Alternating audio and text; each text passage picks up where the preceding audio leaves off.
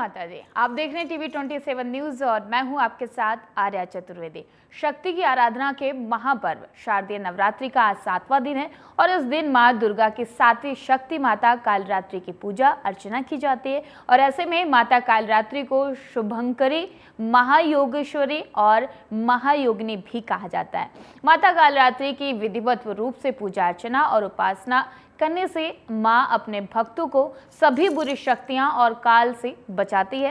अर्थात माता की पूजा करने से के बाद भक्तों को अकाल मृत्यु का भय नहीं रहता है। माता के इसी स्वरूप से सभी सिद्धियां प्राप्त होती हैं और इसलिए तंत्र मंत्र करने वाले माता कालरात्रि के विशेष रूप से पूजा अर्चना करते हैं। माता कालरात्रि को निशा की रात भी कहा जाता है। आइए जानते हैं इस खास कार्यक्रम में मां के स्वरूप से लेकर साधना और माता कालरात्रि की पूजा विधि, मंत्र, योग और आरती के विषय में। और इस समय हमारे साथ स्टूडियो में मौजूद हैं आचार्य राकेश चतुर्वेदी जी।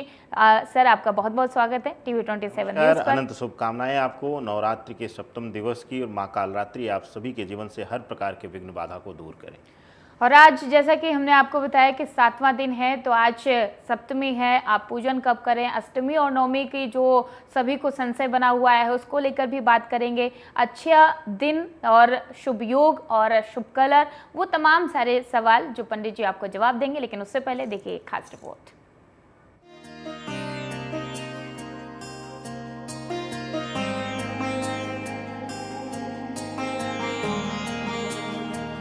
नवरात्रि का 7वां दिन मां कालरात्रि को समर्पित है। मां दुर्गा के 7वें स्वरूप मां कालरात्रि की पूजा आराधना करने से साधक के पास सुख समृद्धि बनी रहती है। साथ ही अकाल मृत्यु का भी भय नहीं रहता। मां कालरात्रि को यंत्र, तंत्र और मंत्र की देवी भी माना जाता है। मां कालरात्रि दुष्टों का विनाश करने वाली है और ग्रह बाधाओं को भी दूर करने वाली देवी है। इनके उपासक को अग्नि भय, जल भय, जंतु भय, शत्रु भय, रात्रि भय आदि कभी नहीं होता। सभी व्याधियों और शत्रुओं से छुटकारा पाने के लिए मां कालरात्रि की आराधना विशेष फलदायी होती है। मां कालरात्रि की उत्पत्ति की कई कथाएं प्रचलित हैं, लेकिन मान्यता ये है कि संसार में शुंभ निशुंभ दैत्यों के आतंक का प्रकोप इतना बढ़ चुका था कि सभी देवता परेशान हो गए। तो वो एकत्रित होकर देवों के देव महादेव शिव के पास गए और उनसे रक्षा की प्रार्थना करने लगे। भगवान शिव ने माता पार्वती से राक्षसों का वध कर अपने भक्तों की रक्षा करने को कहा। शिव जी की बात मानकर माता पार्वती ने दुर्गा का रूप धारण किया और शुंभ निशुंभ का वध कर दिया।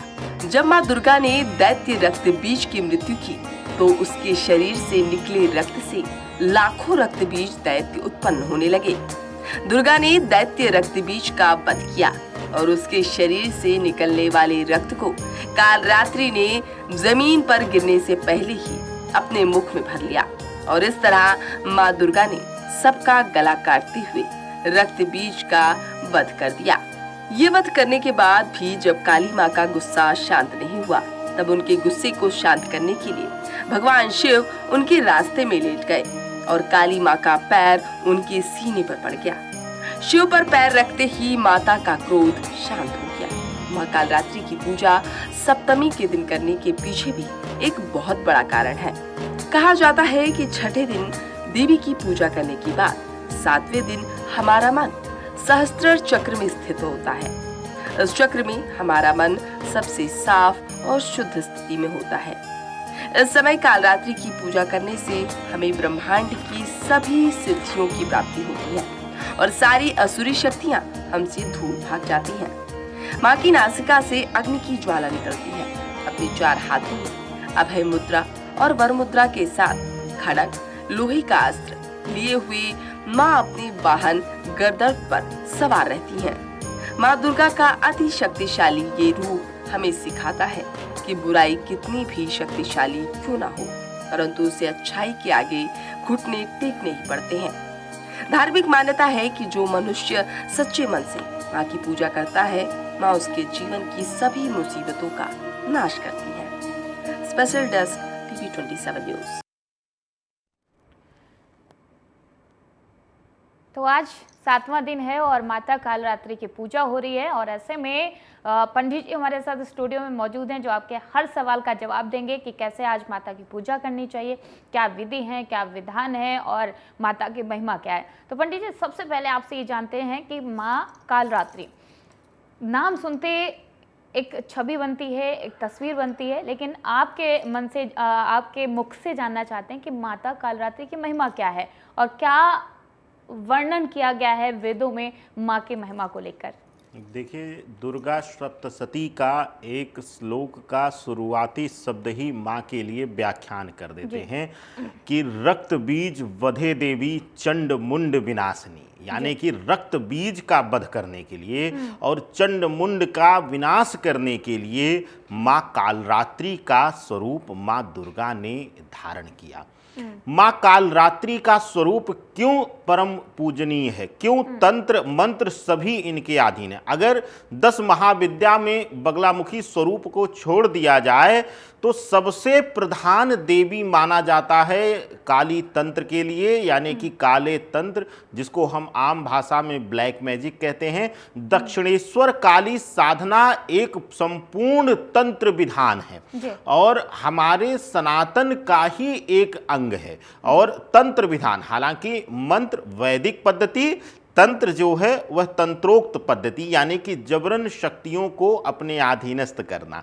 तो सनातन कुछ जगहों पर तंत्र का विरोध करता है, लेकिन तंत्र जो है वह अगर पूर्ण रूप से देखा जाए तो यही माँ कालरात्रि के अधीनस्थ है। जैसा कि आपके रिपोर्ट में बताया गया कि माँ कालरात्रि की जो उत्पत्ति है, अब जैसा कि हमने श्लोक में भी बोला कि रक्त बीज का वध करने के लिए, यानी कि रक्त बीज नामक जो राक्षस था उसको वरदान था कि उसके रक्त की बूंदें, जितनी बूंदें धरा पर गिरेंगी उतने ही रक्त बीज पैदा हो जाएंगे। तो जब देव दानव संग्राम हुआ, युद्ध हुआ, तो रक्त बीज की संख्या लाखों में होने लगी, जिससे देवताओं में कोलाहल मच गया।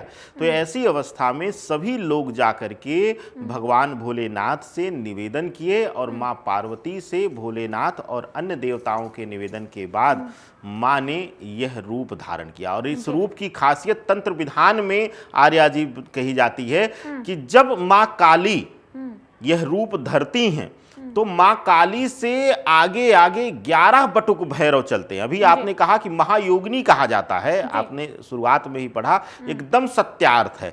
एक शो में हमने आपके साथ कहा था आर्या जी, की याद हो आपको, कि माँ काली के लिए कहा जाता है कि यह वही माँ कालरात्रि हैं जो 64 योगिनियों पर नियंत्रण रखती हैं और इन्हीं का स्वरूप है 10 महाविद्या में बगलामुखी। तो दोनों ही शक्तियों को परम पूजनीय माना जाता है तंत्र विधान में। अब 64 योगिनियां क्या हैं, आप सभी लोग अब विस्तृत रूप से आज जान लीजिए, क्योंकि माँ कालरात्रि का ही रूप का आज वर्णन हो रहा है। 64 योगिनियां वह हैं जो इस ब्रह्मांड की, इस पूरे ब्रह्मांड की, मैं धरा की बोल ही नहीं रहा हूं, मैं पूरे ब्रह्मांड की बात कर रहा हूं। इस ब्रह्मांड में वह 64 योगिनियां वह स्वरूप हैं जो सबसे जटिल प्रेत हैं, यानी कि वह ईश्वर समतुल्य शक्तियां रखते हैं और वह माँ के अधीनस्थ रहती हैं। और हर क्षेत्र का, जैसे कि शास्त्रों में भी जिक्र है और आजकल हम लोग भी पूछते हैं कि हमारी कुलदेवी कौन है, जहां जन्म लिया जाता है उस अधिष्ठात्री देवी के अनुसार कुल देवी का चयन किया जाता है। तो ऐसी अवस्था में जिस भी क्षेत्र का, हर एक क्षेत्र धरा पर बटा हुआ है, उस क्षेत्र पर एक मां का स्वरूप विराजमान है और वही वहां की 64 योगिनियों का नियंत्रण करती हैं। तो 64 योगिनियां वह जटिल से जटिल प्रेत हैं जो रक्तपान करती हैं और मां काली के लिए आगे आगे चल करके कोलाहल भरा संदेश देती हैं नकारात्मक शक्तियों को, बुरी शक्तियों को, कि हट जाइए, अब आपकी अधिष्ठात्री देवी आ रही हैं। लेकिन आर्या जी, आज एक भ्रम भी तोड़ना है। जो लोग 9 दिन का व्रत रह रहे हैं उनके लिए तो आज षष्ठी कहें व्रत या सप्तमी कहें, उनके लिए तो कोई बंधन ही नहीं, क्योंकि उनको 9 दिनों का पूर्ण व्रत रखना है। लेकिन आज जो लोग, जिनके यहाँ सप्तमी व्रत रखने का विधान है, वह व्रत जो है वह कल की तिथि में रखेंगे, यानी कि 8वें दिन, क्योंकि यहाँ पर तिथियों का क्षय हो रहा है और तिथि तिथियों की अधिकता हो रही है। सप्तमी तिथि आज दोपहर से लग करके और कल दोपहर तक रहेगी। ऐसी अवस्था में जो व्रत रखेंगे सप्तमी का वह कल ही रखेंगे, और जो सप्तमी कन्या पूजन करते हैं वह भी कल ही सप्तमी पूजन करेंगे माँ काली की। पंडित जी, और इस बीच में आपने सप्तमी का बता दिया कि सप्तमी आज दोपहर के बाद लगेगी, और ऐसे में अष्टमी पूजन जिसके यहाँ होता है वो उसको क्या करना चाहिए, क्योंकि कल अष्टमी भी है, और ऐसे में जो लोग अष्टमी का व्रत रखते हैं, नवमी पूजन करते हैं, वो कब करें? ये बड़ा संशय बना हुआ है सबके मन में कि क्या करें, आखिरकार ये क्या हो रहा है, क्योंकि सप्तमी भी क्लियर नहीं हो पा रही है, अष्टमी भी क्लियर नहीं हो पा रही है, और अष्टमी नवमी को भी पूजन करना है। बिल्कुल आर्या जी, देखिए शास्त्र कुछ चीजों को एकदम से स्पष्ट रूप से दर्शाता है और उसी शास्त्र के अनुसार ही हमें चलना भी चाहिए। दो मान्यताएं हैं तिथि की मान्यता का, दो विधान जो है शास्त्रों में वह है उदया तिथि का।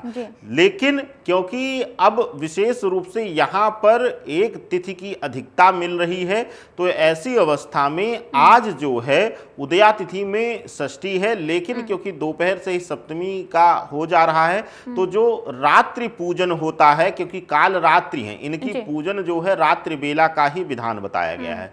तो पूजन और जो तंत्र पूजन, मंत्र सिद्धि इत्यादि के लिए जो लोग प्रयास करते हैं, उनके लिए आज ही की रात्रि जो है सप्तमी प्रभाव में रहेगी, क्योंकि निषिद्ध काल यानी मध्य रात्रि का पूजन काल रात्रि पूजन के लिए जाना जाता है। लेकिन कल उदया तिथि में सप्तमी मिलने और दोपहर से अष्टमी मिलने, अगर कल अष्टमी और नवमी होती तो कल अष्टमी का व्रत रखा जाता, लेकिन क्योंकि कल सप्तमी उदया तिथि में मिल रही है और उसके बाद तदोपरांत अष्टमी तिथि मिल रही है। देखिए शास्त्र कहता है कि माँ कालरात्रि काली शक्तियों की अधिष्ठात्री देवी हैं, और यह काले तंत्र विधान में इनकी गणना की जाती है।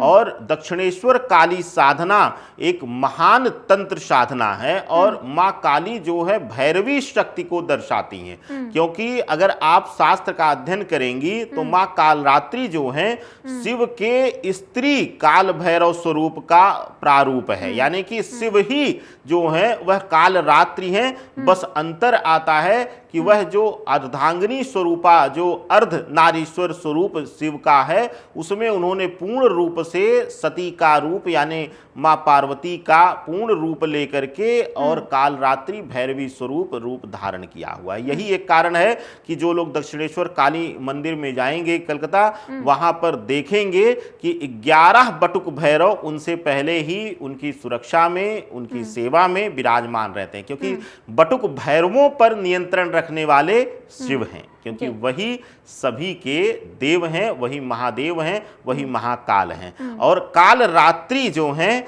क्योंकि रात्रि बेला स्त्री रूप को दर्शाता है, और शिव जो हैं माँ काली का रूप धारण करके स्त्री स्वरूपा विनाश के लिए आए थे धरा पर। तो यह गृहस्थ जीवन में थोड़ा सा बर्ताव लिया जाता है, क्योंकि अष्टमी तिथि जो है वह महागौरी की है, यानी कि माँ पार्वती के उस मनोरम स्वरूप का है जो वैवाहिक और गृहस्थ सुख को देने वाली है। तो ऐसी अवस्था में अगर सप्तमी के साथ अष्टमी तिथि मान्य हो रही है यानी लग रही है, तो उस दिन हम अष्टमी पूजन या अष्टमी व्रत नहीं करते हैं। यह शास्त्रोचित जो है पद्धति है। तो ऐसी अवस्था में 11 तारीख को यानी कि एक दिन पूर्ण रूप से अधिक सप्तमी मनाई जाएगी, और 11 तारीख को ही जो है अष्टमी का भी व्रत रखा जाएगा और नवमी का भी व्रत रखा जाएगा। यह विशेष ध्यान आप लोगों को देना है, इसमें कोई भी भ्रम मत पालिएगा। जो लोग सप्तमी पूजन करेंगे वह भी कल ही के समय यानी प्रातः काल में पूजन करेंगे सप्तमी पूजन करने। जी बिल्कुल। तो आपने जाना कि सप्तमी कब है, अष्टमी कब है। अगर आप भी अष्टमी पूजन करना चाहते हैं और आपको क्लियर नहीं था तो वो पंडित जी ने बता दिया है। लेकिन इससे पहले कोई और सवाल पूछे उससे पहले लिए चलते हैं सीधा लखनऊ, जहाँ पर हमारे सहयोगी आलोक राजा जी हमारे साथ जुड़ चुके हैं। आलोक जी, जहाँ पर आप मौजूद हैं, जिस मंदिर में आप मौजूद हैं, वहाँ की मान्यता क्या है, क्या विध है और क्या विधान है वहाँ के मंदिर का, और अगर पूछें तो भक्तों का उत्साह आज के दिन कितना देखने को मिल रहा है? आलोक जी। बिल्कुल, हर एक वो सवाल का जवाब दूंगा जो आपने पूछा, और मैं आपकी जानकारियां यहाँ पर सुना रहा था। आपको भी जय माता दी और पंडित जी को भी जय माता दी। एक बार फिर से जयकारा शेरावाली दा, साचे दरबार भी जय। और मैं इस वक्त राजधानी लखनऊ के बहुत पुराने मंदिर में 30 साल से इस मंदिर की मान्यता है। और आपको बता दें, प्रियम देवी का मंदिर है, चौकी यहाँ पर लगती है मेट्रो स्टेशन के पास ही ये मंदिर, और मैं यहाँ पर आया हूँ। हर मंदिर की देखिए पूजा की खासियत होती है। आज माँ सुबह की पूजा की जाएगी और काल रात्रि की रात में भी पूजा की जाएगी, लेकिन यहाँ पर जिस तरीके से अब काल रात्रि को लेकर के बात करते हैं, तो यहाँ पर पुजारी आज यहाँ पर जो है एक दादी के नाम से जानी जाती है। कोई इस मंदिर की अब ड्यूटी लगी है उनमें। सबसे पहले हम उनसे कुछ खास बात करेंगे कि जो इस मंदिर की पूजा अर्चना करती है, पूरी इसकी देख रेख करती है। और आज हमने आते ही सबसे पहले इनको लाइनअप करा था कि दादी सबसे पहले आपका बहुत बहुत स्वागत है, जय माता दी। और आप इस मंदिर की देख रेख कर रही हैं, आपकी ड्यूटी लगी है, आपका नाम क्या है और आप तो इस मंदिर की क्या खासियत है? इस मंदिर की एक खासियत है कि पहले यहाँ कुछ नहीं था। पहले यहाँ तालाब था और पेड़ लगे हुए थे, और एक बार हमारे ससुर 3-4 हमारे ससुर थे, तो उनको सपने में आए और यहाँ तालाब बना हुआ है, उस तालाब में और उनको निकालो लेके फिर वहाँ खोदा गया तो ये बनी हुई है।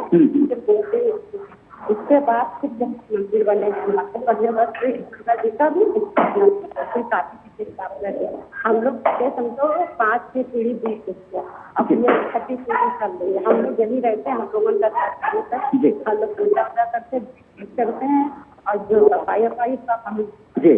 तो आर्या, आपने देखा कि जिस तरीके से बताया, ये इनकी 6ठी पीढ़ी है जो मंदिर का पूरा कामकाज देख रही है और क्या मान्यता और तमाम सारी। अगर आर्या, अगर मैं मान्यता को लेकर के अगर बात करूं, तो जो भी मंत्री होते हैं या फिर जो भी द्वार होते हैं, आते हैं यहाँ पर माथा जरूर देखते हैं कि यहाँ पर उन्हें सच्ची एक श्रद्धा है, वो आते हैं क्योंकि उन्हें लगता है कि अगर यहाँ पर माँ का आशीर्वाद मिला तो उनकी संभव है। तो ऐसी तमाम सारी कई ऐसी मान्यताएं हैं इस मंदिर को लेकर। आर्या जी बिल्कुल आलोक जी, और ऐसा शायद मैंने पहली बार सुना है कि किसी मंदिर में कोई महिला पुजारी के तौर पर है, और यहाँ पर आपने जहाँ बताया वहाँ पर महिला है वो पूजा करती हैं। और ऐसे में अगर तस्वीरें देखना चाहें आलोक जी, तो वो तस्वीरें दिखाई है कि भक्तों के जो पहुँचने का सिलसिला है वो जारी है, भक्त माँ के पूजा आराधना करते हुए दिखाई दे रहे हैं। आलोक जी से कहूंगा कैमरा सहयोगी से जरा सा दिखाएं, थोड़ा सा मंदिर का शॉट दिखाएं। यहाँ पर देखिए, यहाँ पर लगातार पूजा अर्चना चल रही है। ये कुछ महिलाएं भी हैं यहाँ पर जो भगवान की पूजा कर रही हैं, और ये है माँ प्रियम देवी शिव की भी मूर्ति विराजमान है, भगवान गणेश जी की मूर्ति विराजमान है, और इसी के साथ साथ ये मंदिर की तस्वीर। और जरा वो पंडित भैया जरा वो जरूर दिखाई, ये देखिए आपको इसी वाला दृश्य दिखा रहे हैं। यहाँ पर सुबह से ही देखिए बड़ी संख्या में, और कुछ अद्भुत नजारे भी हैं। जरा देखिए, अपने आप में ये अद्भुत नजारे कुछ आपको दिखाना चाहिए यहाँ पर मंदिरों की। और ये माता का मंदिर है अंदर। जरा सा मैं चाहूंगा कि भैया आप मेरे साथ चलिए और आज माता जी के। और आर्या देखिए, आज मैं आपको दर्शन करा रहा हूँ। आज आपको जो अगर मांगना हो, मन्नत मांगना हो, आज आप मंदिर में मांग लीजिए। देख लीजिए, माता के साक्षात दर्शन आपको करा रहे हैं। और आज के इस दर्शन को लेकर के अगर बात करें तो मन कहा वर भी मिलता है। तो आर्या, इसीलिए मैंने देखिए आपको खास दर्शन कराया। अब मैं उम्मीद करता हूँ कि आपने मंदिर में जरूर मान्यता जो है मन्नत जरूर मांगी होगी। आर्या जी बिल्कुल आलोक जी, और सभी लोग माँ के दर जाते हैं, मन्नत मांगते हैं। और ऐसे में नवरात्रि का पावन पर्व चल रहा है, 9 दिनों का ये पर्व है, और ऐसे में आज काल रात्रि की पूजा हो रही है। क्या कुछ काल रात्रि माँ के विधि और विधान बनते हुए दिखाई दे रहे हैं आलोक जी? तो बिल्कुल, काल रात्रि को लेकर के बात करें तो आज शमशान में भी यहाँ पर पूजा होती है। रात की अगर बात करें, औघर बाबा तरीके से तंत्र की भी पूजा होती है। और पंडित जी आपको मुझे लगता है स्टूडियो में अभी बताएंगे। तो आज की सवेरे की तो पूजा होती है, लेकिन आज जो शाम की जो पूजा होती है वो अपने आप में कई अहम स्थान रखती है। और सबसे बड़ी बात यह है कि जिस तरीके से तांत्रिक विधा की जब हम बात करते हैं, जो प्राचीन काल से भी चली आ रही तरीके से, और आज सबसे ज्यादा जो आज की जो पूजा होती है वो शमशान घाट पर होती है। और इसी के साथ एक नजारा और है दुर्गा पूजा पंडाल में। वहां से भी कुछ अद्भुत तस्वीरें नजर आएंगी। अभी तक हम आर्या दिखा रहे थे कि दुर्गा पूजा की तैयारियों को लेकर के अब पंडाल की हर वो तस्वीर दिखेगी, तो कहीं अयोध्या की छवि दिखेगी, तो कहीं साउथ के मंदिरों की छवि दिखेगी। तो आज वो दुर्गा पूजा में पंडालों में तमाम भक्ति के रंग नजर आएंगे। जी बिल्कुल, बहुत बहुत धन्यवाद आलोक जी तमाम सारी जानकारी देने के लिए, माता के दर्शन करवाने के लिए।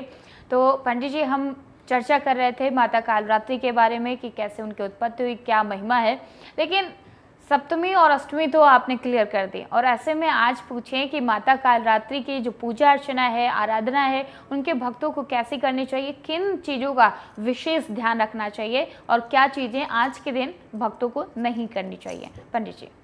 देखिए, आज प्रसाद स्वरूप चढ़ाते हुए या पूजन विधि में विशेष करके आप ध्यान दीजिएगा कि आज माँ को जो कालरात्रि का स्वरूप है उनको धूनी बहुत पसंद है, और इसीलिए मसान की देवी भी कहा जाता है इनको, यानी शमशान की जो देवी हैं, जो उपासना है दक्षिणेश्वर काली साधना में, वह सबसे महत्वपूर्ण स्थान रखता है। तो ऐसी अवस्था में घर में आज जो पूजन करिए उसमें धूप की या फिर जो है गुगुल, लोहबान, कपूर इत्यादि मिश्रित करके आज माँ को धूनी जरूर दिखाइए। माँ को धूनी दिखाने से आज माँ प्रसन्न होंगी। और साथ ही साथ आज आपको विशेष ध्यान देना है कि आज जो है माँ कालरात्रि के लिए पूजन आरंभ हो जाएगा, और कल तक माँ कालरात्रि के लिए कल दोपहर तक का समय माँ कालरात्रि का है। तो ऐसी अवस्था में आज जो खास करके संध्या पूजन होगा उसमें विशेष रूप से काले वस्त्रों का प्रयोग जरूर करिए। देखिए,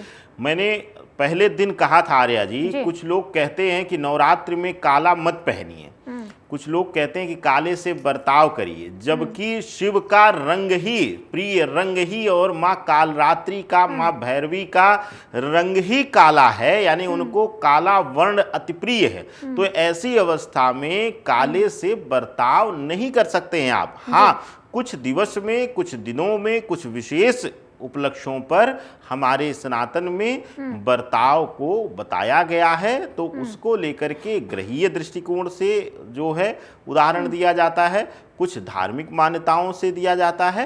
तो इसलिए काले से एकदम से आप बर्ताव मत करिए, यह भी माता का प्रिय रंग है। आज अगर खास करके आप काला या नीला टीका लगाते हैं, अगर काजल का टीका मस्तक पर आप लगाते हैं और माँ कालरात्रि को श्रृंगार में काजल आज जरूर अर्पण कीजिएगा, यह आपके लिए सर्वोत्तम रहेगा।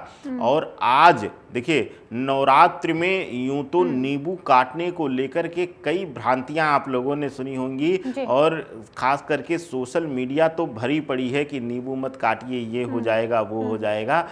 आज माँ को नींबू और सिंदूर की बलि विधान की प्रथा है, यानी माँ कालरात्रि को रक्तपान करते हो। अब देखिए कैसे हमारे सनातन में हर एक चीज के लिए वर्णन मिला, लेकिन इसको आज के समय में लोग इसको अन्यथा में लेकर के और अहम में लेकर के कई चीजों को जो है वह दोष लेकर के अपने को भी वह जस्टिफाई, अपने दोषों को जस्टिफाई करना चाहते हैं। देखिए आर्या जी, रामायण का, रामचरितमानस का एक बहुत अच्छा छंद है कि परमार्थ को नहीं दोष गोसाई। अब इसी का उदाहरण देके लोग माँ काली की संज्ञा देते हैं, भगवान भोलेनाथ की संज्ञा देते हैं कि माँ काली तो रक्तपान करती हैं, माँ काली तो मांस भक्षण करती हैं। अरे भाई, मांस भक्षण उन्होंने दानवों का किया है, उन्होंने पापियों का किया है, और सिर्फ तंत्र विधान को छोड़ करके, तंत्र सनातन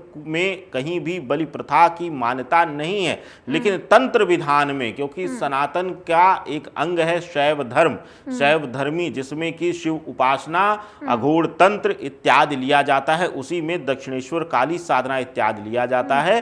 तो तंत्र में जो भी बलि विधान की विधान है वह तंत्र को मानने वाले, तंत्र की उपासना करने वाले करते हैं, लेकिन सनातन में सात्विक बलि विधान का जिक्र आता है, यानी कि जब आप नींबू की बलि दे करके नींबू काटिए आज माँ काली को, और साथ ही साथ उस पर सिंदूर डाल करके आर्या जी, और जब उसका रस निचोड़ेंगे और उसी रस पर आप जो है वह लाल रक्त के रूप में आ जाएगा, और उसी पर कपूर रख करके जब आप प्रज्वलित करेंगे तो माँ को सात्विक बलि मिलेगी, और आपके घर से हर प्रकार के जो नकारात्मक ऊर्जा है वह शांत होगी। और एक खास बात आप लोग जानते होंगे कि माँ काली को कहा जाता है जटिल से जटिल प्रेत हो। इस ब्रह्मांड में जो भी जटिल से, मैंने कहा ना कि सबसे जटिल जो हैं वह 64 योगिनियां हैं, उनसे जटिलता किसी प्रेत के अंदर नहीं है। तो अगर कोई जटिल से जटिल भी प्रेत है तो माँ काली की उपासना, माँ काली का विधान करने से, माँ काली की पूजा करने से वह भी शांत होता है, या तो छोड़कर ही पूर्ण रूप से बिल्कुल स्थान पंडित चला जी। जाएगा। और आपने माता की महिमा भी बताई, उसके साथ ये भी बताया कि आज पूजा अर्चना कैसे करनी चाहिए और किन चीजों का विशेष ध्यान रखना चाहिए। तो हम बात कर रहे थे माता कालरात्रि की कि काला कलर, हालांकि काला रंग सभी को ज़्यादा पसंद होता है। जब देखो किसी ने कुर्ती पहन रखी होती है, किसी ने शर्ट पहन रखी होती है, लेकिन अक्सर पंडित जी ये कहा जाता है कि काले कलर के कपड़े, काले रंग के कपड़े पहनकर मंदिर नहीं जाना चाहिए। और दूसरी चीज़ ये भी कहा जाता है कि घर में अगर पूजा हो रही है, जैसे नवमी अभी व्रत होगा, जब कन्या पूजन करवाया जाएगा, तो किसी को भी घर में काला कपड़ा नहीं पहनने दिया जाता है। ऐसा क्यों? क्या हम पूजन में काला रंग यूज़ कर सकते हैं, काले रंग के कपड़े पहन सकते हैं, काले रंग के कपड़े मंदिर पहनकर जाना चाहिए या नहीं जाना चाहिए? ये लाखों दर्शकों का सवाल है पंडित जी। देखिए, काले रंग से कोई बर्ताव नहीं है। अब इसको एकदम से सत्यार्थ सुनिएगा आप लोग, क्योंकि मैं प्रयास करता हूं कि जो भी उदाहरण रखूं वह सनातन परंपराओं को ध्यान में रख करके और साथ ही साथ उपनिषदों या वेदों के माध्यम से मैं रख सकूं। मैं कभी भी कही या सुनी हुई चीज़ें नहीं बोलता हूं, ना उस पर विश्वास रखता हूं, और इसीलिए मैं सतत अध्ययन हमेशा करता रहता हूं। जब मुझे भी यह विषय कई बार मेरे सामने एक ज्योतिष के रूप में आया, तो जब मैंने अपने सनातन के पुराणों को, उपनिषदों को तलाशना शुरू किया, जब पुस्तकों का अध्ययन शुरू किया, तो उसमें यह मिलता है जिक्र कि काले रंग का कोई बर्ताव नहीं है, कि आप पहने या ना पहने उसमें कोई बंधन नहीं है, कहीं भी सनातन में मना नहीं किया गया है। लेकिन अब वैदिक रूप से हम लोग क्यों उसको मना करते हैं, या क्यों थोड़ा सा बर्ताव करना चाहिए? जैसा कि आपने कहा कि मंदिर नहीं जाना चाहिए काला कपड़ा पहन करके, या पूजन में नहीं बैठना चाहिए, इस प्रकार का लोग कहते हैं। और कई बार हमने देखा है कि ब्राह्मण लोग टोक भी देते हैं, रोक भी देते हैं। तो ऐसा क्यों होता है? देखिए, काला रंग जो है, काला जो कलर है, ये देखिए कैसे वैदिक चीजें हमारी साइंटिफिकली प्रूवन होती हैं कि विज्ञान कहता है कि काला रंग जो है वह सामने की ऊर्जा को बहुत तेजी से अवशोषित करता है, यानी कि वो ग्रैब कर लेता है। तो ऐसी अवस्था में जब हम किसी सामाजिक स्थल पर जाते हैं, यानी कि मंदिर इत्यादि की स्थान पर जाते हैं, तो वहां पर जो ऊर्जाएं रहती हैं, कौन किस प्रकार का है, किसके शरीर में कैसी ऊर्जा है, तो वहां पर इसलिए मना किया गया है कि जहां 100 लोग हैं वहां किसकी ऊर्जा नकारात्मक है और किसकी ऊर्जा विनाशकारी है वह आप नहीं जानते हैं। और अगर काला रंग धारण करके जाते हैं तो आपका जो वस्त्र है वह आपके अंदर जो है आप सामने वाले की ऊर्जा को अवशोषित करके आपके अंदर भी नकारात्मकता जो है प्रवाहित कर देगा। तो ऐसी अवस्था में जो है पूजा स्थल पर या फिर मंदिर स्थल पर मना किया जाता है सामाजिक रूप से, सामूहिक रूप से जाने में।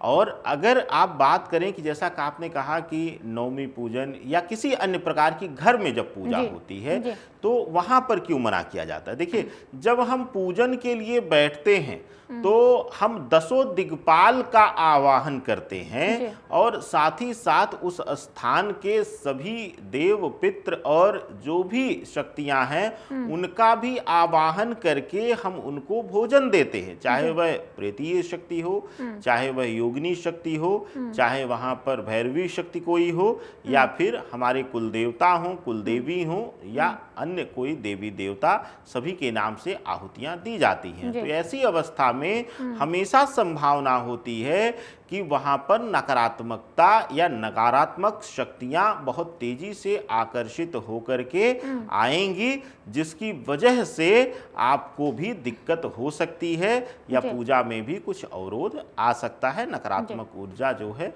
वह आपके अंदर अवशोषित होगी। इसके साथ ही अक्सर पूजा स्थल पर या हवन पर बैठने के लिए इसलिए काले वस्त्र को मना किया जाता है क्योंकि अग्नि का जो तेज है, अग्नि की जो ऊर्जा है वह भी बहुत तेजी से काले रंग में, काले वस्त्र में अवशोषित होती है, जिससे आपके शरीर का ताप बढ़ जाता है, आपके अंदर पूजा को लेकर नकारात्मक भावना आ सकती है या आप विचलित हो सकते हैं अधिक ताप बढ़ने से, जिससे आपका पूजन खंडित हो सकता है।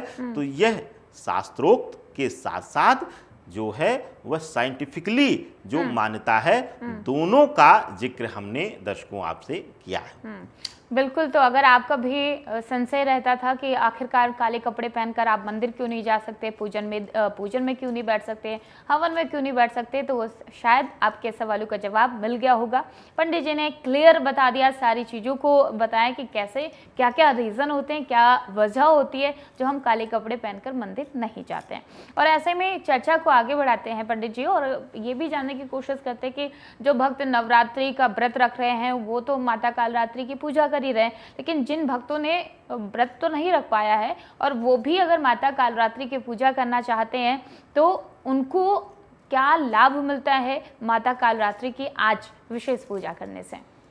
देखिए, जो लोग शक्ति उपासना करने चाहते हैं या शक्ति के साधक हैं, यानी कि शक्तियों की सिद्धि चाहते हैं, जैसे कि हमारे ज्योतिष कर्म में होता है कि कई लोगों को आपने देखा होगा कि बता तो बहुत अच्छा लेते हैं, लेकिन जब उस समस्या का समाधान करने की बारी आती है तो उनसे समस्या का समाधान नहीं मिल पाता। तो यह वही कारण है कि समस्या का समाधान वही ब्राह्मण या वही व्यक्ति दे पाएगा, वही भविष्यवक्ता दे पाएगा जो कि ज्योतिष के ज्ञान के साथ साथ जो साधना में लीन हो या साधक हो। साधना से शक्ति मिलती है, यानी कि जब हम अपने सातों चक्र को साधते हैं, एक दिशा में साधते हैं, तो ऊर्जा की प्राप्ति होती है। और आज सप्तम दिवस है, 7 चक्रों की एक साथ साधना की जाती है आज के दिन। आज अगर आप कहीं पर भी अगर हो सके, क्योंकि अभी तो बड़ा भयावह हो जाता है, क्योंकि एक बड़ा लंबा किस्सा हो जाएगा, नहीं तो मैं आपने 7 की कहानी सुनाता जो हादसा हुआ है।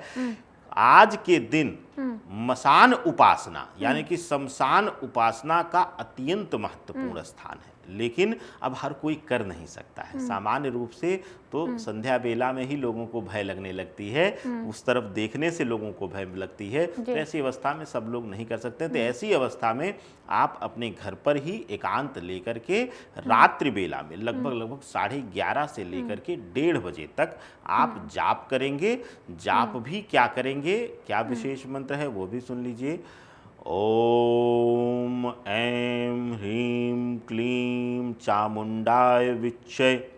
यह मंत्र अगर आप जाप करते हैं और आज अगर आप इस मंत्र की ज़्यादा से ज़्यादा संख्या कर लें और आज सबसे पहले आपको शिव को अपना गुरु मान करके, प्रभु भोलेनाथ को अपना गुरु मान करके, गुरु संकल्पित लेकर के यह जाप करना है, नहीं तो आप कर नहीं पाएंगे और कुछ ना कुछ अनिष्ट और हो जाएगा। तो ऐसी अवस्था में यह सब काली उपासना है। तो आज के पूजन में जाप में विशेष ध्यान रखना है। जो लोग गृहस्थ जीवन में हो तो सामान्य रूप से श्रृंगार इत्यादि की वस्तुएं अर्पित करके, जैसा कि मैंने कहा कि काजल जरूर अर्पित करिएगा, आज माँ को अति प्रिय है। साथ ही साथ लाली आज यानी कि प्रयोग जो श्रृंगार में होता है वह भी करिएगा। और कोशिश करिएगा कि अगर खुद गुलाब की पंखुड़ियों से और देसी घी से प्रयोग से निर्माण कर पाएँ आप जो है माँ के लिए लालिमा का, तो वह भी आप विशेष रूप से उनको अर्पित करिएगा, वह आपके लिए शुभ होगा। लेकिन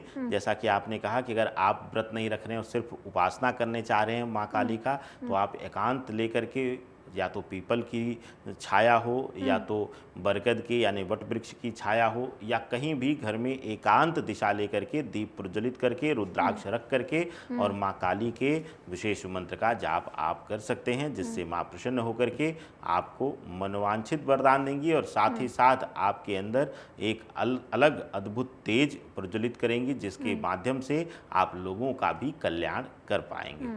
बिल्कुल पंडित जी, और ये तो आपने बता दिया कि माता की पूजन विधि क्या होनी चाहिए और कैसे पूजा करनी चाहिए, लेकिन माता कालरात्रि का रूप सुन के और शमशान की माँ का नाम सुन के ऐसा थोड़ा सा डर वाली छवि बनती है हर किसी के में कि पूजा करते टाइम पे विशेष ध्यान रखें ताकि ऐसी गलती ना हो जाए, माता जिससे रुष्ट हो जाए। तो आज भक्तों को किस चीज़ का विशेष ध्यान रखना चाहिए पूजा अर्चना करते समय, साधना करते समय, ताकि माता रुष्ट ना हो उनसे, नाराज ना हो उनसे? देखिए, आज का दिन जो है, जैसा कि आपने कहा कि भय आता है मन में, भय आना भी चाहिए। जी।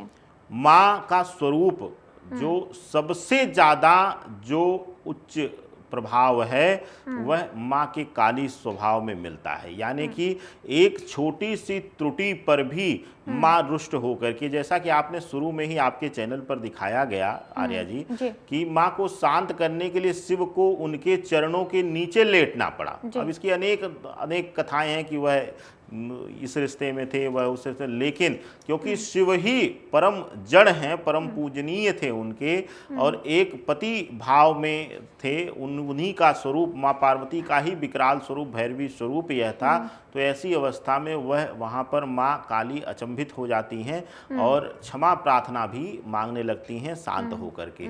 लेकिन सोचिए कि अगर अब माँ रुष्ट हो जाए तो कौन आएगा आपको? किसी भी देव में ताकत नहीं है, किसी भी प्रभाव में, किसी भी मंत्र में ताकत नहीं है कि अगर माँ काली या दक्षिणेश्वरी काली रुष्ट हो जाएं तो उन्हें शांत किया जा सके।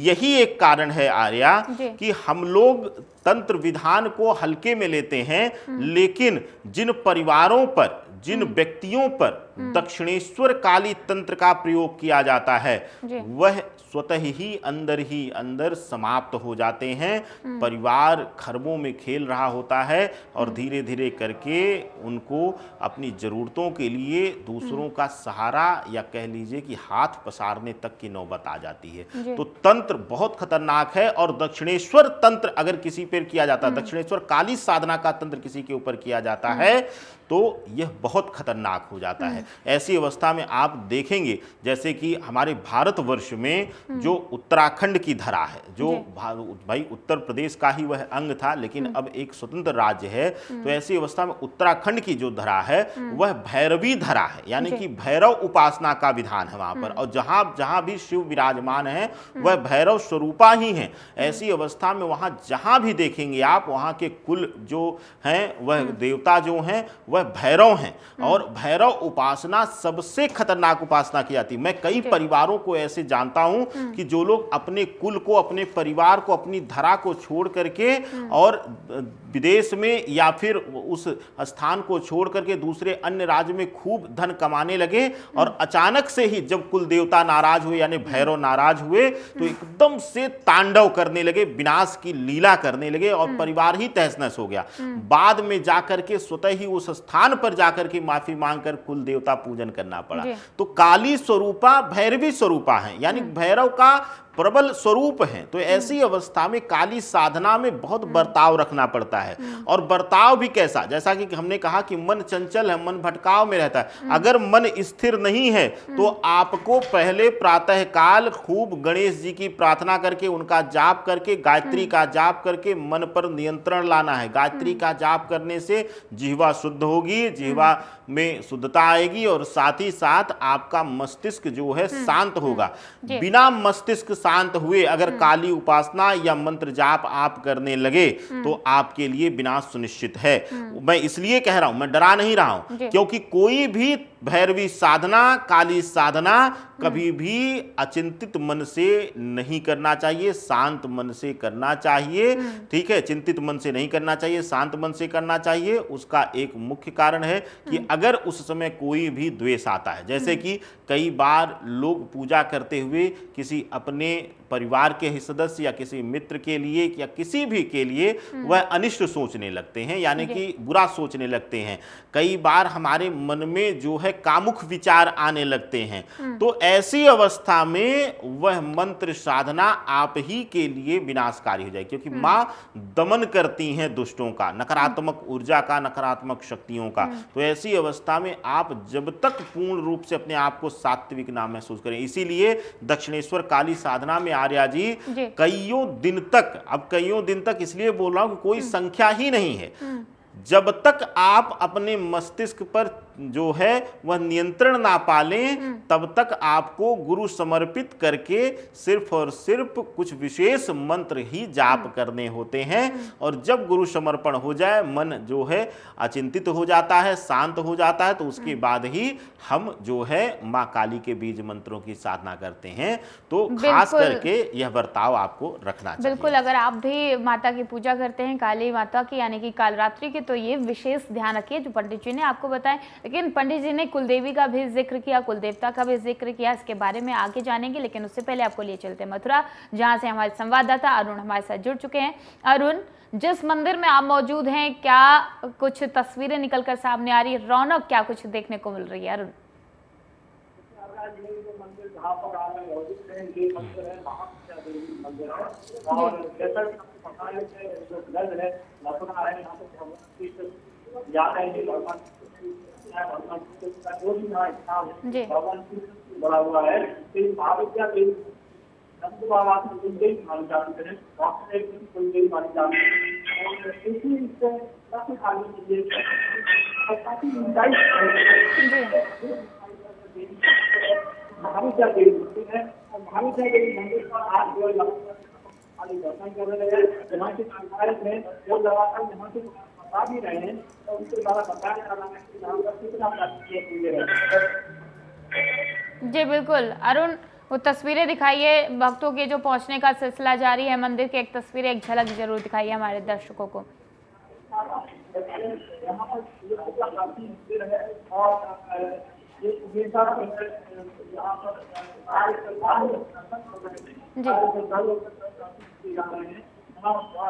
प्राचीन मंदिर है। और ये शिवराज है जो दिवालय है। और ये बता सकते हैं ये मंदिर के बारे में, सारी चीजें दे सकते हैं मंदिर के बारे में।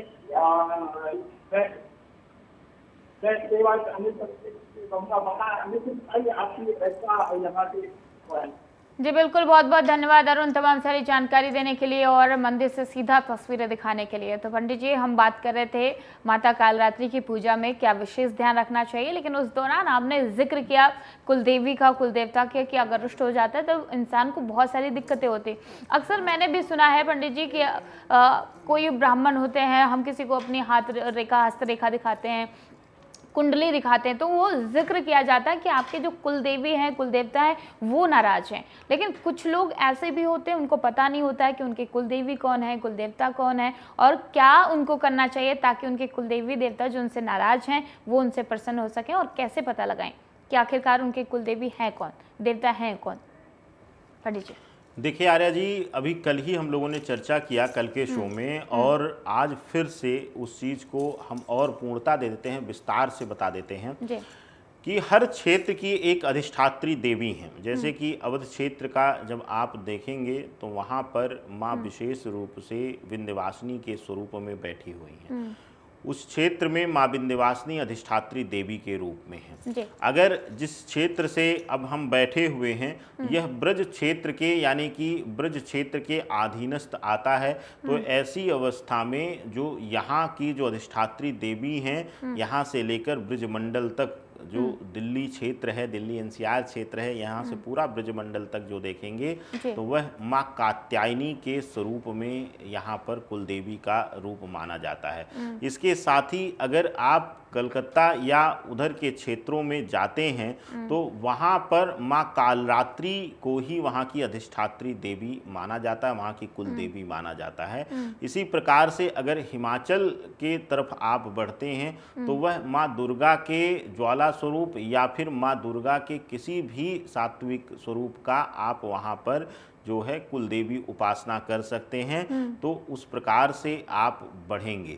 जैसे कि अन्य क्षेत्रों में भी जैसे कि चर्चा होती है कि बाहर के देशों में भी माँ देवी के कई पीठ हैं, तो ऐसी अवस्था में हर एक क्षेत्र में आप अगर देखेंगे, शोध करेंगी, अध्ययन करेंगी तो किसी न किसी मुख्य अधिष्ठात्री देवी का जो है वह प्रभाव रहेगा और उस अनुसार वहाँ की कुल देवी का चयन होता है। अब जो कुल देवी हैं, अब कुछ लोग कहेंगे कि जैसे कि उनकी कुलदेवी कोई किसी रूप को और बताएगा। अब इस तरह से कुंडली के अनुसार जो ग्रहीय दृष्टिकोण रहते हैं, जो नक्षत्र रहते हैं, उसके अनुसार उनके कुल देवता का या कुल देवी का चयन किया जाता है। अब कुल देवी के चयन में या तो मुख्य देवी के रूप में आप उस क्षेत्र के अधिष्ठात्री देवी को मान लें, या फिर अगर आपको कुछ नहीं पता है तो जब भी आप पूजन करें, जब भी आप कोई आहुति दें तो आप अपने कुल देवी के नाम से, जैसे कि जो है अपने आहुति देंगे तो ओम कुल देव्यै नमः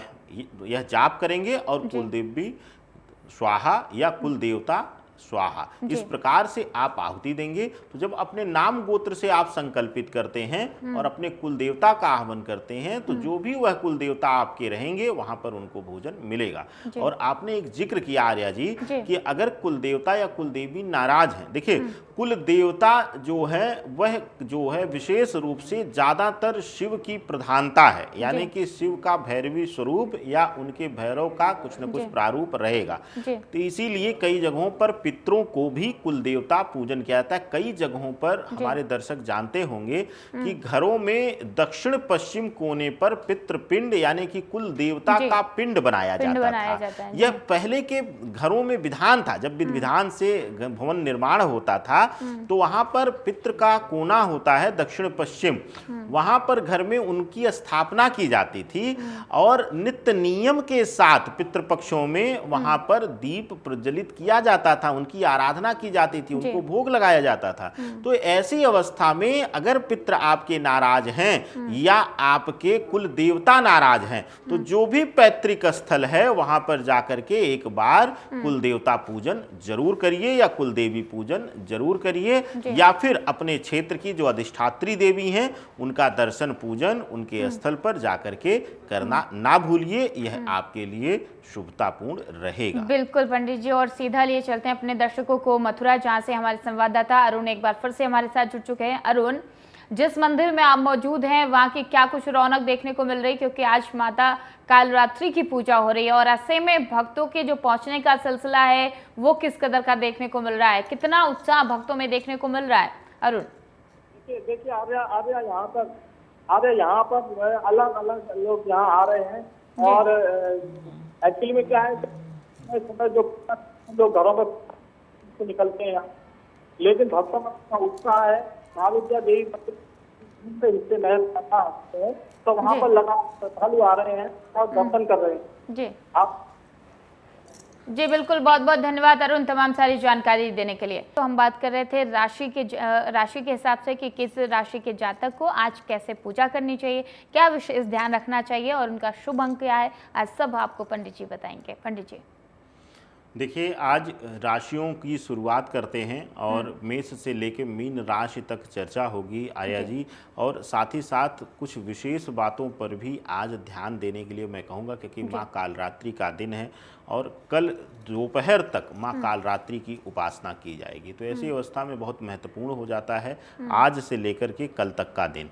तो मेष राशि से आरंभ करते हैं। मेष राशि वालों के लिए आज आपको वाहन इत्यादि चलाते हुए थोड़ी सी सावधानी बरतनी है और खास करके मंगल की प्रधान राशि होते हुए आज आपको बर्ताव करना है क्या कि पहले तो भूल कर भी, हालांकि नवरात्र चल रहा है लेकिन कुछ लोग नवरात्र में भी बर्ताव नहीं करते हैं।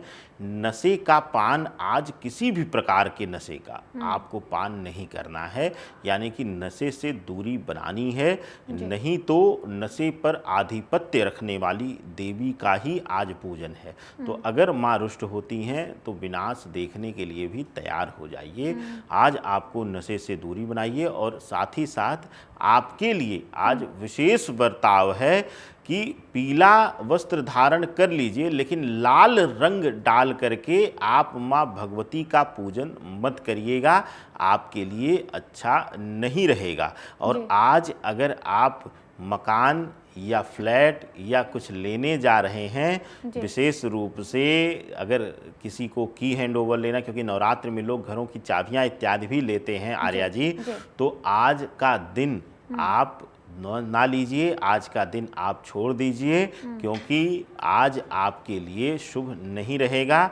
और कल अगर लेना भी है तो दोपहर के बाद आप लीजिएगा, या चाहे गाड़ी लेने जा रहे हैं तो वहाँ भी आज बर्ताव कीजिएगा, घर इत्यादि की चाबी लेने जा रहे हैं या आज नए घर की बुकिंग इत्यादि करने जा रहे हैं तो वहाँ भी आपको बर्ताव करने की ज़रूरत रहेगी आर्या जी।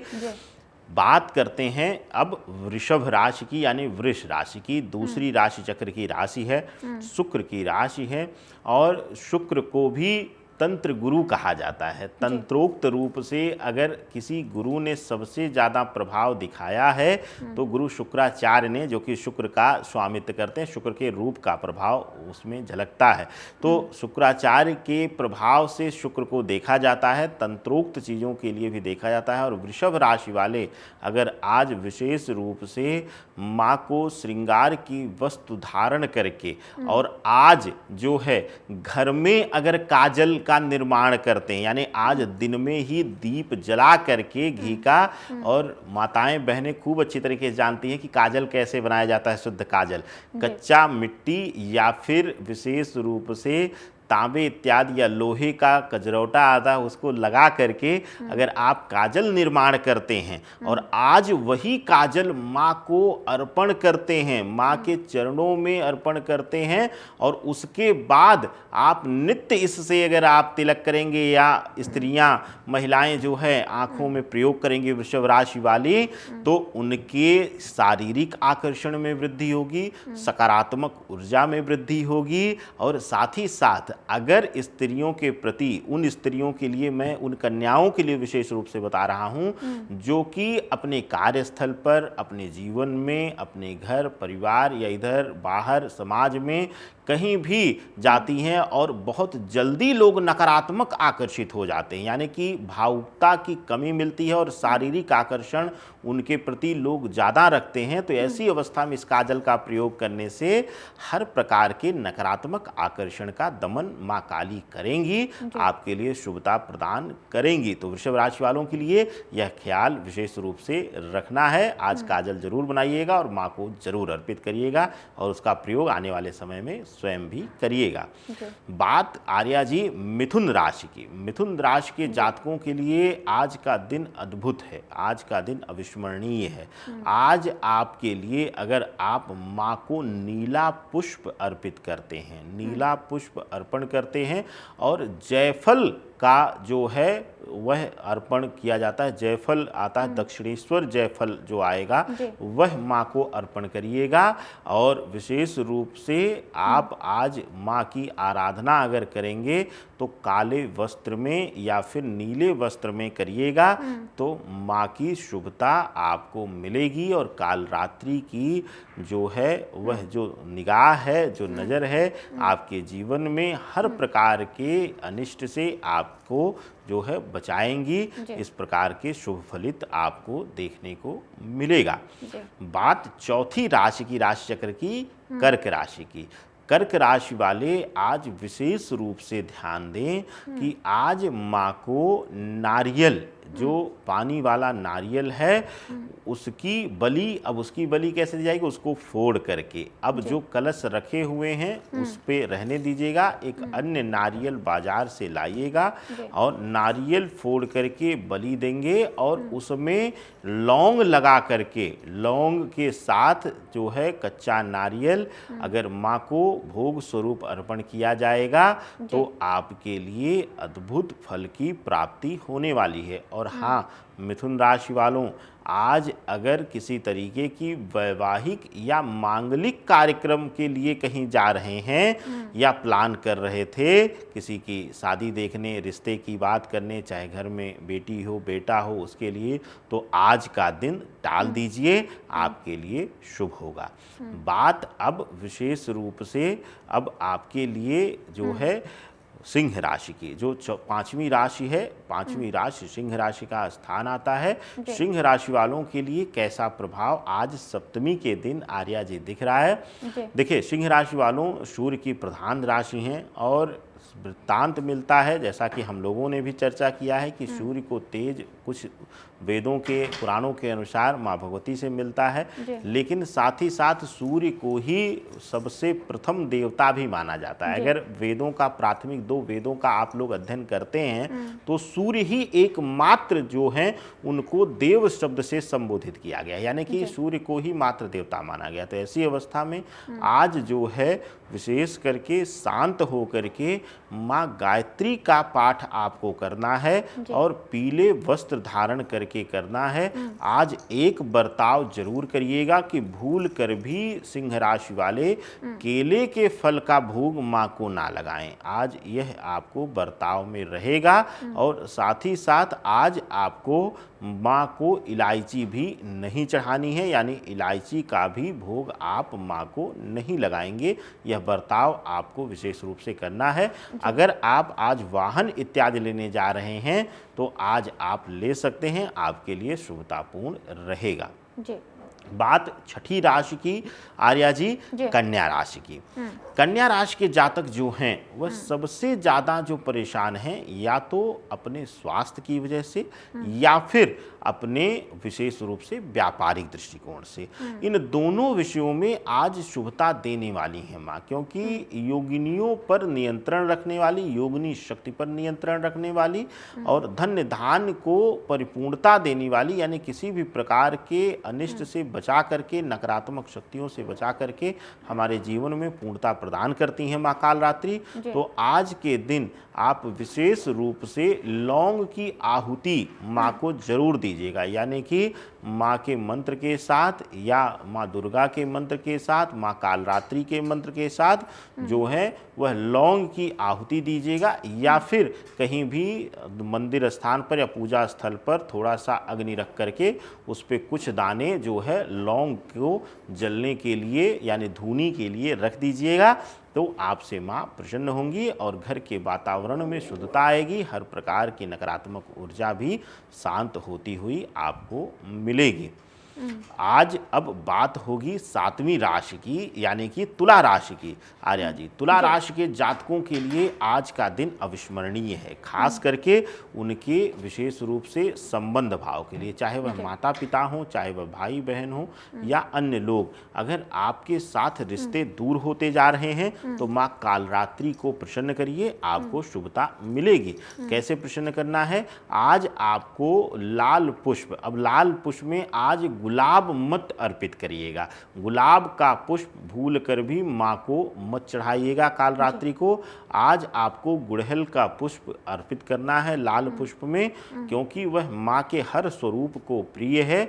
और साथ ही साथ आज आपको हल्के नीले रंग की चुनरी या फिर काला वर्ण लिए हुए जो चुनरी है वह भी माँ को अर्पण आप कर सकते हैं, आपके लिए शुभतापूर्ण रहेगा। यह आपके लिए अत्यंत फलदायी रहेगा। तुला राशि वालों, आज अगर जो है जमीन इत्यादि से जुड़े हुए सौदे करने जा रहे हैं तो अभी आज के लिए विराम दे दीजिए, तो आपके लिए सर्वोत्तम रहेगा। बात अब 8वीं राशि की, राशि चक्र में वृश्चिक राशि मंगल की प्रधान राशि है और आज आपके लिए सबसे उत्तम रहेगा कि माँ के लिए आज खास करके हलवा बनाइए और हलवे पर हल्का सा जो है, चाहे वह लौंग का चूर्ण या फिर साबुत लौंग उसमें डाल करके ज़रूर बनाइए, जिससे कि माँ आपके जीवन से हर प्रकार के दुखों का नाश करके या जो भी शारीरिक पीड़ा हो, मानसिक पीड़ा हो, उसका दमन करके शुभता प्रदान करें। इस प्रकार से आपके लिए फलदायी रहेगा। और हाँ, आज अगर आप विशेष करके घर, मकान इत्यादि लेने जा रहे हैं तो आपके लिए शुभ है, आज सौदा कर डालिए। या अगर आप कहीं कोई प्रॉपर्टी है उसको बेचना चाहते हैं तो उससे जुड़े हुए भी सौदे करना आपके लिए शुभ फलदायी रहेगा। बात 9वीं राशि चक्र में राशि की, धनु राशि की। गुरु की प्रधान राशि हैं आप, और गुरु के बिना जो है, चाहे वह माँ कालरात्रि की साधना हो, चाहे वह किसी की साधना हो, वह फलित नहीं होती है। और माँ काली की साधना करने से पहले 11 बटुक भैरवों की साधना और साथ ही साथ आपके लिए शिव उपासना बहुत अनिवार्य हो जाता है। तो आज आप शिव उपासना जरूर करिए। आज आपके लिए जो विशेष रूप से है, चमेली का तेल जो है या चमेली का इत्र शिवलिंग पर लेपन करिए और साथ ही साथ नीला पुष्प अर्पण करिए और घर पर आकर के माँ को अखंडित फल अर्पण करिए, जिससे कि माँ प्रसन्न होकर के आपके जीवन में हर प्रकार की पूर्णता देंगी। बात 10वीं राशि चक्र की, मकर राशि की। मकर राशि वालों, शनि प्रधान राशि हैं आप। आज नीले पुष्प के साथ आप माँ का श्रृंगार करेंगे और नीले पुष्पों की माला आप माँ को अर्पण करेंगे। और साथ ही साथ आज माँ को भस्म अर्पित करना ना भूलिए, यानी कि जो शिव जी को प्रिय है, शिव जी को अर्पण किया जाता है, वही भस्म चंदन जो है वह माँ को अर्पण करिए। तो माँ प्रसन्न होकर के अभय वरदान देंगी, आपके जीवन में हर प्रकार की शुभता आएगी। बात अब 11वीं राशि की, राशि चक्र की 11वीं राशि की बात करते हैं। 11वीं राशि है कुंभ राशि। कुंभ राशि में शनि अभी विराजमान है और वक्री अवस्था में है, और आज ही की तिथि से गुरु बृहस्पति भी वक्री हो जा रहे हैं। तो ऐसी अवस्था में अब आपके लिए एक बार फिर से वैवाहिक जीवन में तनाव आने की संभावनाएं बढ़ जाएंगी। और माँ कालरात्रि भले ही काल स्वरूपा हैं, लेकिन नकारात्मक ऊर्जाओं पर, नकारात्मक शक्तियों पर नियंत्रण रखने वाली हैं। तो ऐसी अवस्था में आज माँ को आपको पूर्ण रूप से श्रृंगार की वस्तु अर्पण करके और साथ ही साथ आज ले जाकर के कहीं शमशान भूमि पर या फिर पीपल के नीचे, यह याद रख लीजिएगा, संध्या बेला में करिएगा, क्योंकि जितने भी माँ कालरात्रि के लिए प्रयोग हैं वह दिन की उपस्थिति में नहीं किए जाएंगे, सूर्य उपस्थिति में नहीं होंगे, क्योंकि हमेशा तंत्रोक्त पूजन रात्रि बेला में ही किया जाता है। तो या तो आप श्रृंगार की वस्तु ले जाकर के शमशान भूमि पर रख दें, या फिर अगर शमशान भूमि पर ना जा पाए तो कहीं आपके घर के आसपास एकांत जगह पर पीपल का वृक्ष हो तो उसकी जड़ में आप आज अगर जो है श्रृंगार की वस्तुएं रखेंगे। अब कोई भी एक वस्तु ले लीजिएगा या इच्छा अनुसार 2-3 वस्तुएं ले लीजिएगा, जितनी भी आपसे जो हैं आप सक्षम हो उतनी वस्तुओं को आप वहां पर रख सकते हैं। आपके जीवन में हर प्रकार से जो पारिवारिक पीड़ा है, जो वैवाहिक पीड़ा है, संबंधों की पीड़ा है, वह दूर हो जाएगी और माँ भगवती, माँ कालरात्रि आपके जीवन में शुभता प्रदान करेंगी। अब बात कर लेते हैं राशि चक्र की अंतिम राशि की, आर्या जी, मीन राशि की। बड़ा इंतजार करना पड़ता है इन मीन राशि वालों को। बिल्कुल पंडित जी, और मीन राशि के जातकों को बताएंगे, आप जरूर बताएंगे कि क्या कुछ आज उन्हें विशेष करना चाहिए, किन चीज़ों का विशेष ध्यान रखना चाहिए। लेकिन उससे पहले अपने दर्शकों को सीधा लिए चलते हैं वाराणसी, जहाँ पर हमारे संवाददाता आंचल रघुवंशी हमारे साथ जुड़ चुके हैं। आंचल, जिस मंदिर से आप जुड़े हैं वहाँ पर क्या कुछ रौनक देखने को मिल रही है, क्या कुछ तस्वीरें निकलकर सामने आ रही हैं? आंचल जी बिल्कुल आर्या, आज शारदीय नवरात्रि का 7वां दिन है। आज के दिन जिस मंदिर में हम मौजूद है वहाँ पे जो भक्तों का तांता है एक सुबह से लगा हुआ है। भक्त कतारबद्ध होकर माँ की आराधना व पूजा कर रहे हैं। आज माँ कात्यायनी देवी की पूजा भक्त करेंगे, कात्यायनी स्वरूप का पूजन करेंगे।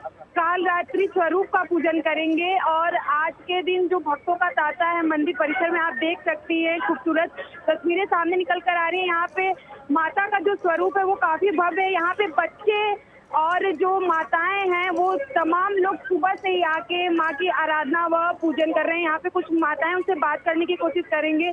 कहाँ से आ रही हैं मैम? क्या मनोकामना लेके आई हैं आज माँ के दरबार में?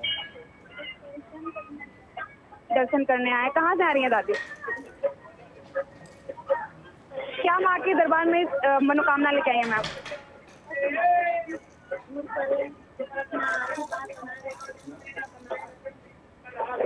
कहाँ से आ रही है? पूजा करने के लिए आई हैं अम्मा आज में? क्या मनोकामना लेके आई हैं माँ के दरबार में? कहाँ से आ रही है मैम? आज शारदीय नवरात्रि का 7वां दिन है। आज माँ से क्या इच्छा लेके आए थे ये माँ के दरबार में? कितने सालों से आ रही है मंदिर में? मंदिर के बारे में कुछ जान?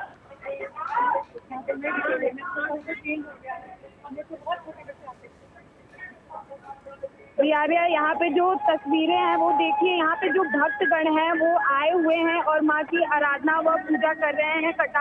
कतारबद्ध होके माँ का दर्शन व पूजा कर रहे हैं। और इसके साथ साथ यहाँ पे जो हवन कुंड है बनाया गया है वहाँ पर भी लोग पूजन आराधना कर रहे हैं। और साथ ही साथ आज माँ को गुड़ की जो सामग्री होती है उनको अति प्रिय होती है, वो आज चढ़ाएंगे और अपनी जो इच्छा है मनोकामना है उसको लेकर आ रहे हैं और माँ के दरबार में शीश नवा रहे हैं। जी आर्या। बिल्कुल आंचल, बहुत बहुत धन्यवाद तमाम सारी तस्वीरें दिखाने के लिए और माता के सीधे मंदिर से दर्शन करवाने के लिए। और हम बात कर रहे थे मीन राशि के जातकों की। और पंडित जी आप बताइए कि आज मीन राशि के जातकों की राशि क्या कुछ कहती है? देखिए आर्य जी, मीन राशि वालों के लिए तो बात करेंगे ही करेंगे, लेकिन एक चीज़ और आपको बता दें कि आज का दिन बड़ा विशेष है जी। आज अगर किसी के भी जीवन में अगर कोई कहता है कि काल सर्प दोष है, अक्सर ब्राह्मणों को या ज्योतिषाचार्यों को, भविष्यवक्ताओं को डराते हुए आपने सुना होगा कि काल सर्प दोष है, ये करा लीजिए वो करा लीजिए। अगर किसी के कुंडली में शनि राहु से संबंधित पीड़ा है, यानी कि शनि राहु की युति है, घर में अकाल मृत्यु हुई है या अकाल मृत्यु लगातार हो रही हैं, या फिर विशेष रूप से संतान बाधा संबंधी दिक्कत है, यानी कि शनि राहु की स्थिति में प्रेतीय प्रभाव में अगर संतान बाधा संबंधी दिक्कतें आ रही हैं, या अक्सर हम लोग सुनते आ रहे हैं कि हमारे ऊपर किसी ने कुछ किया हुआ है जी। अगर तंत्र बाधा है, प्रेत बाधा है या किसी भी प्रकार का बंधन है, तो ऐसी अवस्था में आज का जो दिन है, आज का जो तिथि है, माँ कालरात्रि के उपासना की तिथि जो है वह अद्भुत अविस्मरणीय है जी। आज अगर आप एक दिव्य प्रयोग आर्या जी करते हैं तो आपके लिए अविस्मरणीय हो जाएगा और किसी भी चीज के लिए आपको परेशान नहीं होना पड़ेगा जी।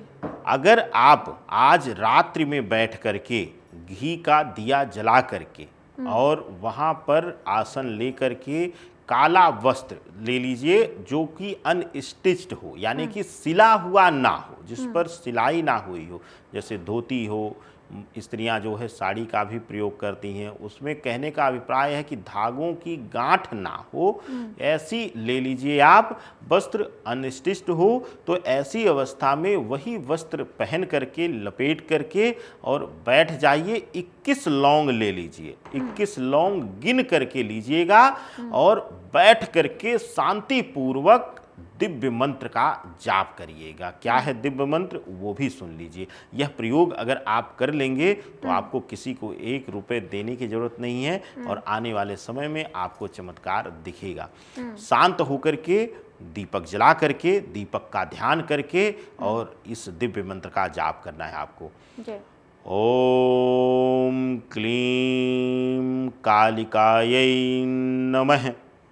इस मंत्र का जाप आपको अधिक से अधिक संख्या में करनी है। और लौंग सामने दीपक के रखे हुए रहे 21 लौंग, और वह लौंग अब आपको जब मंत्र जाप इत्यादि पूर्ण रूप से कर लें तो आपको वह इकट्ठा करके, यानी कि एक जगह सुरक्षित किसी पेपर में, किसी पात्र में रख करके सुरक्षित रख लेना है। और नित्य डेली जो है वह 1 लौंग आप खाली मुंह, यानी कि खाली पेट, सिर्फ और सिर्फ सुबह जो है ब्रश कर लीजिए, दातून कर लीजिए, या फिर स्नान इत्यादि करने के बाद कोई भी अन्न मुंह में ना जाए, सबसे पहले उन लौंग का पान आप करेंगे। यानी कि 1 लौंग नित्य 21 दिन तक आपको प्रातःकाल खाना है, और यह क्रिया आपको निरंतर करना है, यानी कि 21 दिन में ब्रेक नहीं होना चाहिए। यह क्रिया अगर आप कर लेंगे आने वाले दिन में कभी भी आपको किसी तंत्र से परेशानी नहीं होगी, किसी ऊपरी प्रभाव से आपको दिक्कत नहीं होगी, किसी प्रकार की प्रेतीय चीज़ें आपको परेशान नहीं करेंगी, किसी तरीके की नकारात्मक शक्ति आपको परेशान नहीं करेगी। तो यह एक दिव्य प्रयोग है। और अब बताते हैं, आपने जैसा पूछा आर्या जी कि मीन राशि वालों के लिए बड़ा प्रतीक्षा करना होता है, और आज तो हमने और प्रतीक्षा करवा दिया आर्या जी। मीन राशि के जातक जो हैं गुरु प्रधान है, जैसा कि हमने कहा, और गुरु प्रधानता की वजह से एक चीज देखने को मिलती है कि आर्थिक संघर्ष इनको काफी करना पड़ता है। नौकरी होते हुए भी आर्थिक रूप से कुछ न कुछ परेशानी आ जाती है। गवर्नमेंट नौकरी है फिर भी कुछ आकस्मिक खर्चे या पारिवारिक दृष्टिकोण से कुछ आपदाएं ऐसी आ जाती हैं जिनकी वजह से इनको हाथ पसारना पड़ जाता है, या फिर कर्ज भाव में आना पड़ता है। तो ऐसी अवस्था में आज आपके लिए अद्भुत प्रयोग है। आज माँ को विशेष रूप से आपको अनार का फल जो है अर्पण करना है, और साथ ही साथ आज स्त्रियों को, जो विवाहित स्त्रियां हैं, उनको आपको ले जा कर के चुनरी या साड़ी जो है, और साथ ही साथ काजल, यह जरूर ध्यान दीजिएगा, काजल जरूर रहे, चाहे चुनरी रहे चाहे साड़ी रहे, लेकिन उसके साथ काजल रहे, कोई और श्रृंगार की वस्तु रहे ना रहे। काजल अगर आप साथ में जो है दान करते हैं और उनकी पूजन करते हैं सुहागन स्त्रियों की, तो माँ काली प्रसन्न होकर के आपके गृहस्थ जीवन में परिपूर्णता देंगी, शुभता प्रदान करेंगी। तो आपने आज वो सारे सवालों के जवाब सुने होंगे कि माता कालरात्रि की पूजा कैसे करनी चाहिए। खासकर आप जिस चीज़ को लेकर संशय में थे कि अष्टमी कब है और कब आपको व्रत रखना चाहिए, क्योंकि सप्तमी और अष्टमी को लेकर संशय बने हुआ था, वो भी पंडित जी ने क्लियर किया। और आज के लिए फिलहाल इतना ही। कल फिर से हाजिर होंगे इसी समय पर आपके तमाम सवालों के जवाब के साथ, और पंडित जी हर एक सवाल का जवाब भी देंगे। लेकिन आज दीजिए इजाज़त। जय माता दी।